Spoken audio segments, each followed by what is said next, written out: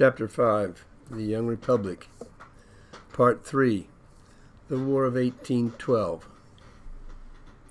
Section 1. America is slowly drawn into the French and English wars. Jefferson's last year in the White House, he served 2 terms or 8 years, were tough on him, as tough as they'd been for Washington in his last years as U.S. President.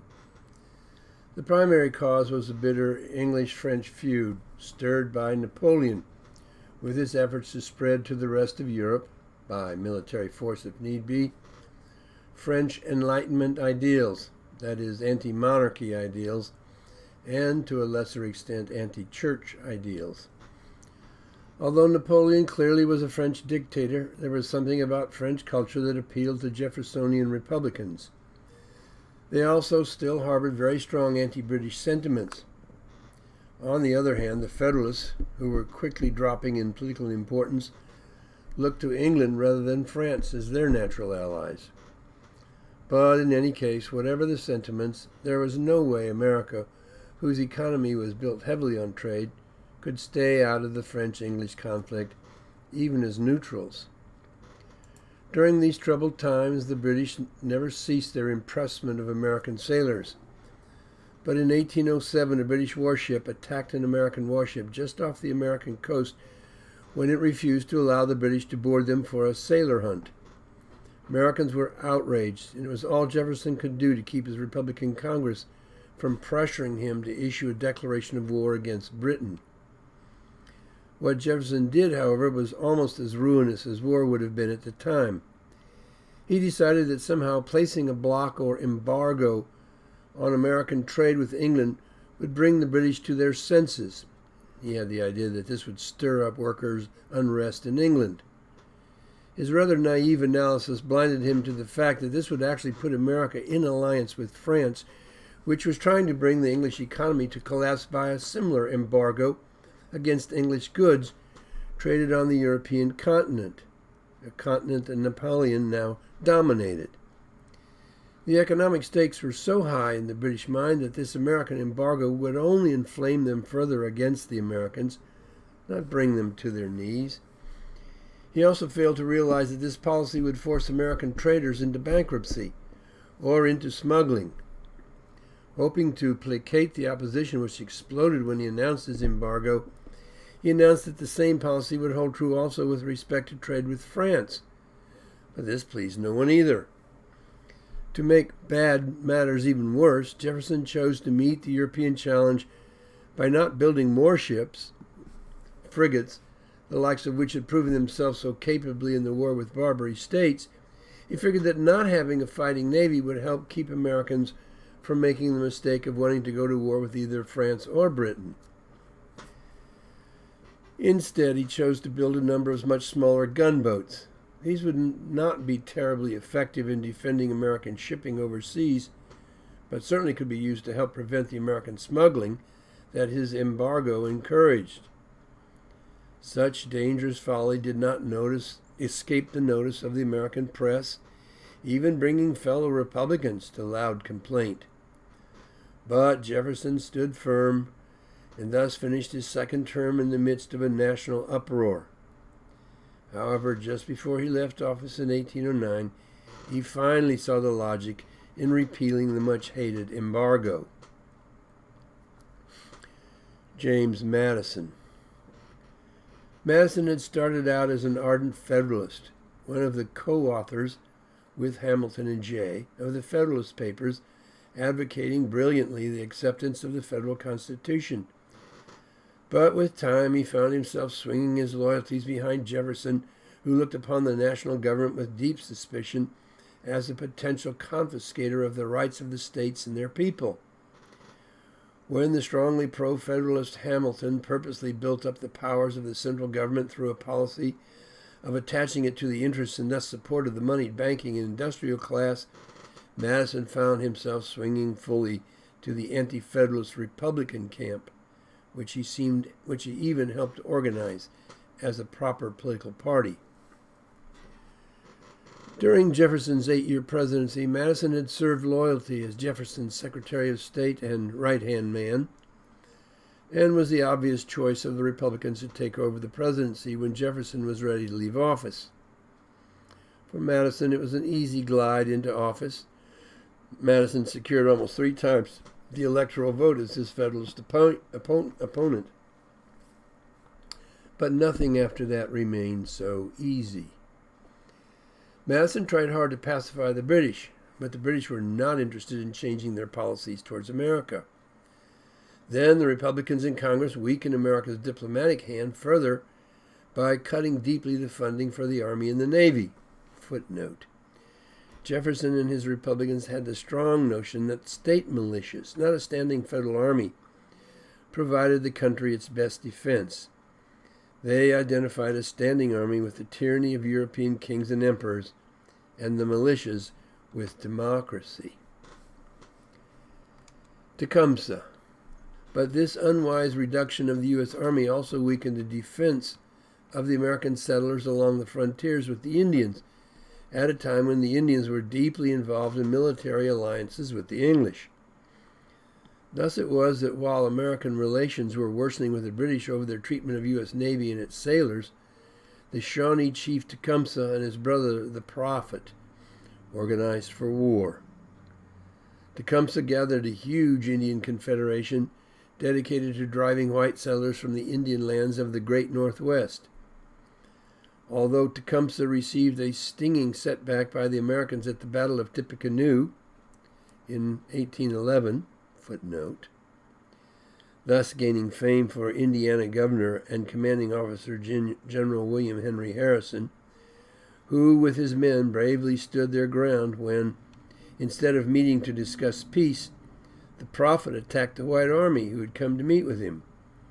The Harrison victory was such that it undercut the Prophet's standing among the Indians, and later, 1840, had Harrison elected as U.S. President.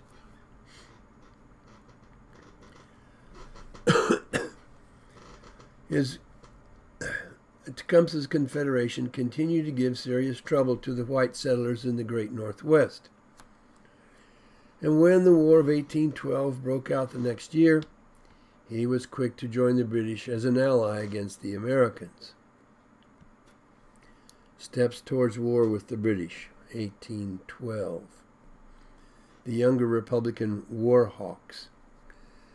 The Republican Party was beginning to register the first of a generational change from the older Jeffersonian Republicans to a younger breed of Republican activists. They soon came to be known as the War Hawks.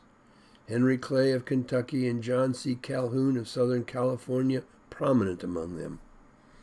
They demanded action against the Indians who attacked American communities on the frontier, and action against the British who armed the Indians and who insulted America on the high seas with their policy of impressment of U.S. sailors. National fervor was definitely on the rise.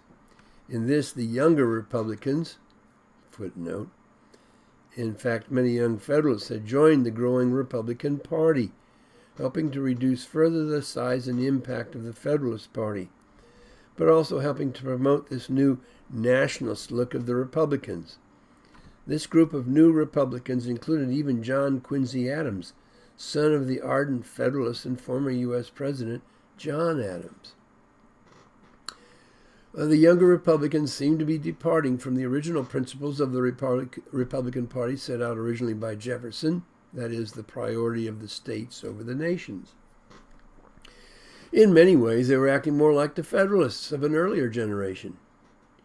Even Madison found himself swinging back to his earlier, more Federalist attitude as the nation came under greater threat. War is declared against Britain, June of 1812. A particular action this new breed of Republicans called for was the conquest of Canada, to rid the North American continent of the British presence and thus also support of the Indians forever. Thus, in June of 1812, Congress declared war against England, but with considerable opposition in both houses. Not a good sign when going to war. Footnote. A considerable number of Federalists were strongly opposed to the war and did not support it militarily or financially. when America finally emerged from the war, not only with its honor intact, but buoyed up by an even stronger sense of American nationalism, Americans turned strongly against the Federalist Party, causing it nearly to cease to exist. End of footnote. Tragically, Congress went to war without considering how it was that Americans were supposed to fight, much less win this war after having previously cut back the Army and the Navy to a pitiful status. The first round in the War of 1812. The British and their Indian allies. Immediately, things went bad for the Americans. The Americans expected an easy time in conquering sparsely populated Canada, but the British were quick to respond, seizing Fort Mackinac in July before the Americans at the fort were even aware of Congress's declaration of war. This bold move so encouraged the Indians that they eagerly joined the British in the attempt to break the power of the Americans in the Northwest Territories. The British, who were in the midst of this huge war with Napoleon's France, and thus unable to supply a large English military force in North America, were more than willing to accommodate the Indians in their desire to crush the Americans. The American failure to take Canada and the loss of Detroit. An American army under General William Hull immediately invaded Canada, only to find that the Canadians were of no mind to surrender. The British responded to Hull's move into Canada by moving around him toward Detroit, which Hull realized he could not protect. Fearing an Indian massacre, in mid-August he ordered the Detroit garrison simply to surrender.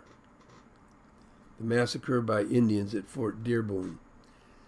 Likewise, fearing that the Americans would not be able to hold on against the British and Indians at Fort Dearborn of Chicago, Hull at the same time ordered the soldiers and militia stationed there to abandon their position and retreat east towards safer territory. The retreating Indians were once again promised safe conduct through the Potawatomi territory by the local Indian chief. But younger warriors attacked the retreating party and slaughtered not only half of the soldiers and militiamen, but also women and most of the children, carrying off the rest for ransom or slavery. Americans were outraged at the news. This Indian victory would in the long run cost the Indians dearly. It would also cost Hull his command. He was replaced as commanding general by America's Tippecanoe hero, William Henry Harrison. Small successes on the high seas. On the high seas, Americans performed much better, though against a navy as immense as the British Navy. They had 175 warships and 600 ships overall. That hardly made any strategic difference in bringing the war to an American victory. But psychologically, events such as the defeat by the American frigate Constitution of the English frigate Guerriere in August were a shock to the British and an enormous boost to American morale. Other naval engagements that year also played to the American advantage. 1813. Second failure at Detroit. Things were off to a bad start for the Americans as 1813 rolled around. In January, a large detachment of militia from a number of American states, including Kentucky, was defeated in a failed attempt to retake Detroit. Nearly 400 killed and over 500 taken away to Canada as prisoners. Wounded Americans were left behind, only to be slaughtered by Indians that the British could not control. Thus, American bitterness against the Indians only deepened, and the Kentuckians became more resolved than ever to bring the British, but especially the Indians, to defeat. The American sacking of York, modern-day Toronto. But the Americans would make a huge mistake in Canada when in April of that year they attacked the capital of Upper Canada at York, modern Toronto. The American victory was costly, including the death of the American commander Zebulon Pike. But the worst part of the mistake was when the American officers lost control of their men, who proceeded to plunder and burn the town, stirring among the British and Canadians a determination for revenge, which they would soon have that opportunity in Washington, D.C. The massacre by Indians at Fort Mims. Then the Indians struck again in late August, this time in the deep south at Fort Mims, Alabama. A branch of the Creek Indians called the Red Sticks harbored a deep hatred of the whites and also of their fellow Creek tribesmen who had been more accommodating to the whites. The Red Sticks overran the Alabama fort, containing around 500 men, women, and children, white, black, slaves, and mixed-breed Creeks. A large number of the white militia was killed in that action, as well as women and children burned to death when they took refuge in an inner stockade that the Indians burned to the ground. About 100 of the blacks were spared their lives, but taken off to slavery nonetheless. Only a small group, 50 of the original 500, escaped the massacre. Naval action. In the meantime, finally realizing the foolishness of the previous naval cutback, Congress voted to construct 6 more frigates, thus giving the American Navy a total of 12 warships. However, though small in number, they gave good account of themselves when facing the British. But just as important, American privateers were very active capturing British merchant vessels. Yet overall, the British presence on the high seas was so vast that this hardly slowed up the British. They replaced lost British shipping faster than the Americans could bring it down. On the lakes that stood between New England and Canada, both sides raced to build up their fleets of fighting ships. Battles on the water and in the coastal towns raged back and forth inconclusively, though with much loss of life and destruction of property. Americans made an attempt to capture Montreal, but failed miserably in the process. But 2 American victories would more than compensate for the failure to take Montreal. The American victory at Lake Erie. In September on Lake Erie, an American fleet under the command of Oliver Hazard Perry soundly defeated a British fleet sent out to destroy the Americans, and thus gave America control of the all-important Lake Erie. Now the way was finally opened to recapture Detroit. The smashing of Tecumseh's Indian Confederation.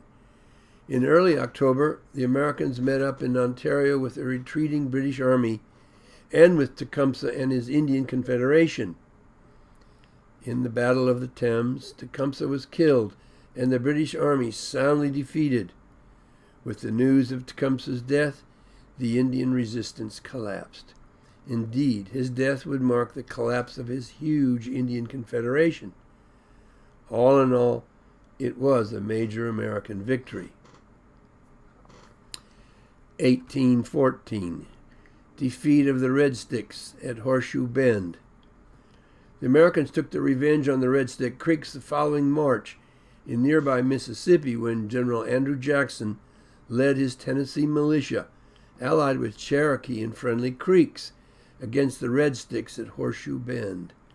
The slaughter of the Creeks was extensive. 800 of the 1,000 Creek warriors killed.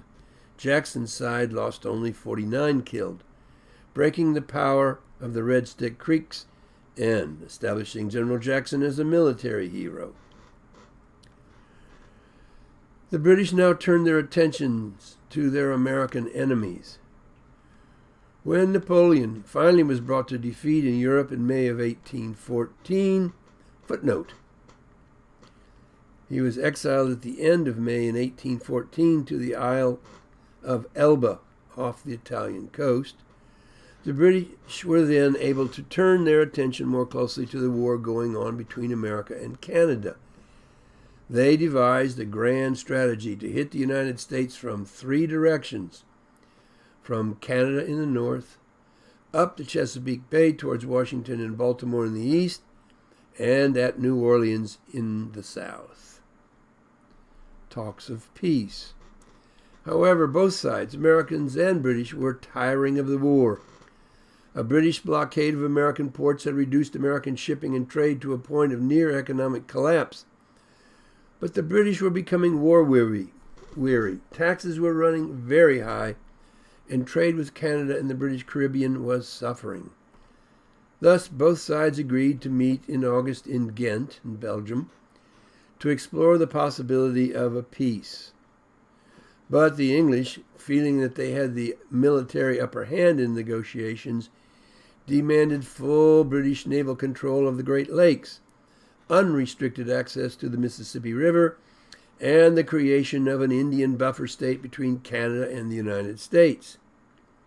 The Americans were incensed at these demands, but British voices, including England's military genius and hero Wellington, also objected to these demands as being highly unreasonable and not likely to bring the troubles to an end. And in this they were quite correct. However, the defeat of Napoleon had also taken care of some of the issues that had brought America to war in the first place. Britain was no longer on a war footing, and therefore the British no longer felt the need to pursue the impressment of sailors. With the war with Napoleon over, there was no longer any need to block American shipping to France or the French colonies in the Caribbean. Footnote. Well, or so it seemed at the time that the war was over. However, in March of 1815, Napoleon would escape from the island of Elba to the mainland of France, gather a new French army, and begin again his attacks on Europe's monarchs. But his 100 days was brought to a close in July when a grand coalition of Austria, Prussia, and England met and defeated him at Waterloo. He was then banished to an island in the middle of the South Atlantic, where he lived out his days as a comfortable prisoner. Consequently, the war with America nonetheless continued. The British burned Washington, D.C. Americans were stunned by the arrival of the British fleet in the Chesapeake Bay in August. The American effort to fend off a large British army put ashore near Washington, D.C. failed miserably. The Americans were unorganized, poorly led, and poorly equipped to face this experienced British army. The British proceeded to humiliate the American militia gathered at Bladensburg on August the 24th as they advanced on the American capital. The commanding American general lost his nerve, and he and his men fled, as did Madison and his presidential cabinet, leaving the capital open for the British to enter that evening, which the British then proceeded to burn to the ground: the White House, the Capitol building, the Library of Congress, and anything else of value. In part, this was done as repayment for the American action in York, that is, Toronto, the previous year. The Battle of Fort McHenry. From there, the British headed confidently up the Chesapeake Bay towards Baltimore in September, but with a very different outcome this time. American militia stopped the British at North Point, and Fort McHenry, guarding Baltimore, held out boldly against that heavy bombardment from the British ships on September the 13th. Footnote. A witness to this British failure at Fort McHenry was Francis Scott Key, who wrote a poem about the flag remaining aloft throughout the night of heavy bombardment. The poem was eventually put to music and became the American national anthem, the Star-Spangled Banner. And unable to get past this unyielding resistance, the British finally withdrew, all the way back to Jamaica. At this point, they turned their attention to the part of their grand plan which included the assault on New Orleans, scheduled for the beginning of 1815. American victory on Lake Champlain. Meanwhile, a major American victory took place on September 11th on Lake Champlain in New York, when a British fleet attempting to extend English control into the heart of the American nation was soundly defeated, losing 3 British ships to the Americans in the process. This fairly well ended the part of the grand plan to squeeze the Americans from the north. In the south, along the Gulf Coast, Americans were holding fast against British efforts to gain a foothold there. The British gathered at Pensacola, which General Jackson easily overran. He then moved to New Orleans, suspecting, correctly, that this would be the next British target. The Treaty of Ghent, signed Christmas Eve, 1814. By the end of October, both the British and Americans seemed to agree that the best thing to do was simply return things to the way they were before the war, otherwise known as status quo antebellum, and begin to fine-tune a treaty which the diplomats of both sides signed on December the 24th. British Parliament approved the treaty 3 days later, and it went by sea to America, arriving in mid-February of 1815. The Americans were also quick to approve. The Battle of New Orleans, January 8th, 1815. On the Gulf Coast, neither the British nor Americans were aware that the treaty had been signed in Ghent, and on January the 8th, they proceeded to battle. Jackson's men were unwavering against multiple British assaults on well-held positions outside the town. The net result was a disaster for the British. 291 British dead against 13 Americans dead. 1,262 British wounded against 39 Americans wounded, and 484 British captured or missing. Though the battle took place after the war was officially over, it had its own very serious consequences. America had indeed established itself as a strong nation, not to be taken for granted. Wars have huge psychological and spiritual, as well as political consequences for both the winners and the losers. For the American Indians, their power had been rather permanently broken by the war. From then on, the Indians would be forced on a continuing retreat, fighting as they went, but retreating nonetheless, with little likelihood that they would ever be able to stem the flow of Anglo-whites into their lands. As for the Americans, they now experienced a new sense of being American nationals, as well as, and maybe even more importantly then, Virginians or New Yorkers, etc. And the war had put a new name on their lips, General Andrew Jackson, a person with obviously major destiny ahead of him as a national leader. The end of the Federalist Party. The war would mark the death of the Federalist Party. Federalists had resisted the war effort in every way legal and often illegal, trafficking with the British enemy, for instance. Interestingly, they now took the states' rights position of the older Jeffersonian Republicans, just as the Republicans were turning increasingly nationalistic. The Federalists were bitter about the complete Republican domination in Washington, accusing Republicans of everything imaginable, including of being nothing more than Jacobins, that is, the butchers of the French Revolution. So alienated were the Federalists by political developments that they even met secretly in Hartford, Connecticut, mid-December of 1814 to early January 1815, to consider New England's secession from the Union, even as the Treaty of Ghent ending the war was being finalized. The timing could not have been worse for the Federalists.